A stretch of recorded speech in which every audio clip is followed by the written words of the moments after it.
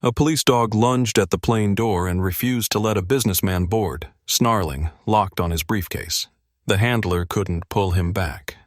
When they opened the case, even the pilot stepped away in shock. But first, let's go back to the beginning. The wind had a bite that morning, cutting through the open tarmac like a quiet warning. Officer Rachel Bennett adjusted her grip on Axel's leash, her breath clouding the air in front of her as she scanned the final boarding group for Flight 399. She had done this dozens of times before.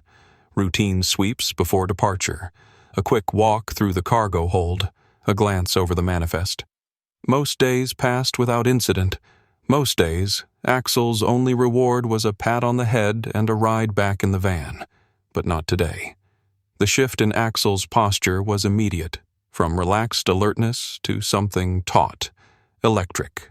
Rachel felt it through the leash before she even heard the growl, a low, primal vibration rising in the dog's throat. He snapped into motion, breaking protocol without hesitation. Within seconds, Axel was at the base of the boarding stairs, planted like a statue with a pulse, his stance rigid and unyielding. He bared his teeth, snarling at the man in the blue suit who stood halfway up the ramp.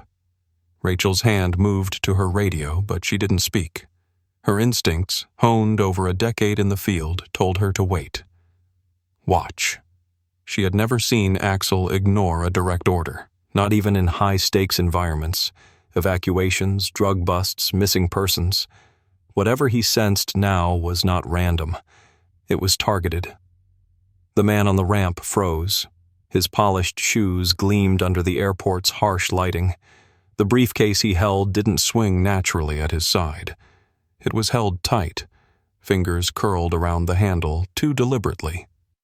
He looked calm. Too calm. His face unreadable, his body language stiff. A ground crew member made a move toward the stairs, only for Axel to unleash a bark so sharp, so guttural, that it sliced through the air like a siren. Everyone stopped. Even the usual background noise, jet engines spooling, intercoms crackling, seemed to recede into silence. Rachel stepped forward slowly, placing a firm hand on Axel's harness. "Stand down," she said, not just to the dog, but to everyone watching. Axel didn't move. He stared up at the man with unwavering focus, pupils locked like targeting lasers. It was no longer just a dog reacting. It was an accusation. And the man holding the briefcase had just become more than a passenger. He had become the center of a rapidly tightening storm. The tension inside the security holding room was surgical, sharp, sterile, and layered with barely restrained panic. Sweat prickled Rachel's neck beneath her collar as she watched the man in the blue suit lean back in his seat, eyes narrowed, posture slick with the confidence of someone who believed he still had control. He didn't. 3 officers flanked him, hands twitching near sidearms. His briefcase, no longer pristine, rested open on a steel table under industrial lighting that turned every object inside into a potential threat. Documents, mostly dry, corporate contracts and travel permits, had been methodically stacked by the TSA techs. At first glance, everything was mundane, even boring. The kind of paperwork no one questioned, the kind that passed through scanners and inspections every hour without notice. But Axel had noticed, and when one of the techs, a thin man in wire-rimmed glasses and blue nitrile gloves, lifted the final sheaf of paper and tapped the bottom of the case with the back of his knuckle, a hollow sound echoed. Everyone in the room stiffened. "Double wall," he muttered. "It's not standard."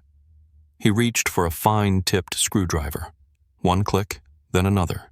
A thin seam separated from the lining like a secret unraveling. The panel lifted cleanly, revealing a hidden cavity.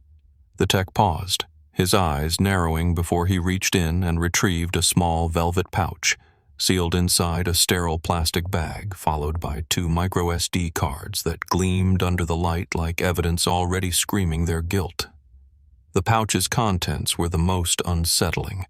Fine strands of fur, too clean to be random, too deliberately arranged to be innocent. And nestled beside them, a capped needle. Rachel stepped closer, her breath caught somewhere between her ribs and her throat. "What am I looking at?" she asked. The tech's voice was soft but chilling. "That's lab-prepped material. Modified antigen carriers based on the packaging. This isn't just smuggling, it's illegal bioresearch." Another officer exhaled sharply. "You mean like—" "Yes," the tech cut in. "Engineered pathogens, designed for animal testing, but this has no registry, no chain of custody. That makes it black market." The man in the suit stayed silent, his gaze locked forward, not on the evidence, but on Axel, who sat perfectly still at Rachel's side, breathing slow and low, eyes locked on him like a silent reckoning. Axel had known, before anyone else in the room had even suspected, and now the question wasn't whether the man was dangerous. It was how many others had already let him through. The interrogation room hummed with cold fluorescence. No clocks, no windows, just the stale breath of recycled air and the ticking silence between unspoken questions. Dr. Elias Ford sat across the metal table, hands cuffed in front of him, the pristine sharpness of his tailored blue suit now crumpled like a lie mid-collapse. His expression, however, was unshaken. Mask-like, almost smug. Rachel stood outside the observation glass, arms folded tight across her chest, Axel at her heel, unmoving. The fury in her chest wasn't loud or theatrical. It was quiet, methodical, like a knife slowly turned in the gut. She'd seen traffickers, abusers, saboteurs. But this? This was worse. This was a man who knew exactly what he was doing. Ford had once been respected in his field, an expert in zoonotic disease control, even consulting on rare wildlife virology cases. But 2 years ago, that reputation had cracked. Not from some accident or misunderstood theory, but from choice. Leaked reports, sealed trials, buried documents. None of it ever made it into the public's hands. But Rachel had friends in biocrimes. She'd heard whispers of Project Shearline, of illegal tests performed on stray dogs under the guise of vaccine research. And now here he was, walking onto a commercial flight with pathogen samples in a hidden pouch, disguised as a harmless exec with a first-class seat. A man who had once sworn an oath to protect life, now endangering it for what? Profit? Revenge? Ego? Rachel's fingers curled against her bicep. Inside the room, Ford turned to the one-way glass, as if he could sense her behind it. His lips quirked, just barely. A flicker of mockery. Axel shifted. Not a sound, not a growl, just a subtle tensing in his hind legs. Rachel glanced down. He was locked in, hyper-focused, like he recognized this man on a level no file or record could describe. "What does he see?" asked Captain Leary, who had joined her moments earlier.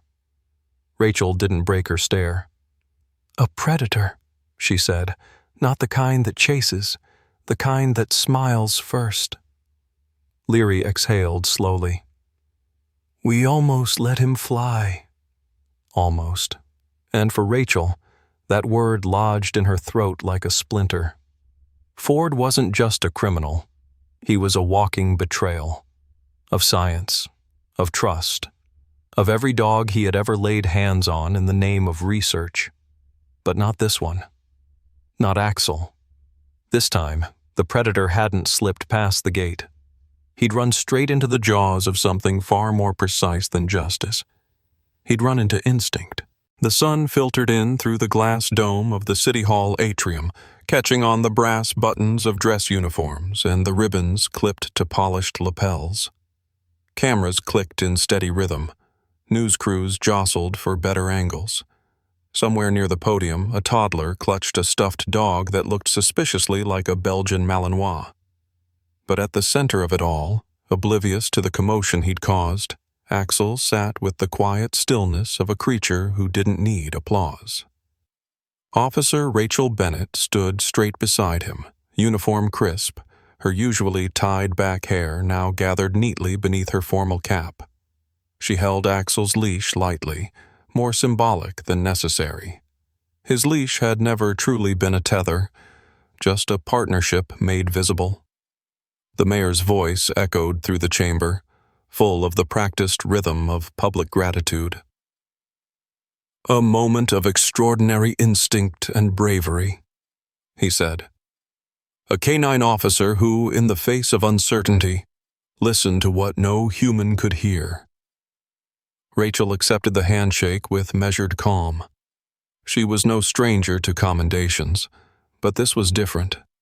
Not because of the cameras, not even because of the public attention, but because for once, the spotlight had turned toward the one who never asked for it, the one who didn't need words to speak volumes.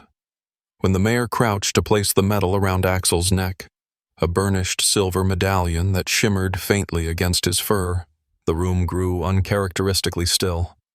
The weight of what almost happened, what had been stopped by a single bark, lingered like a held breath. Axel didn't flinch. He didn't break posture.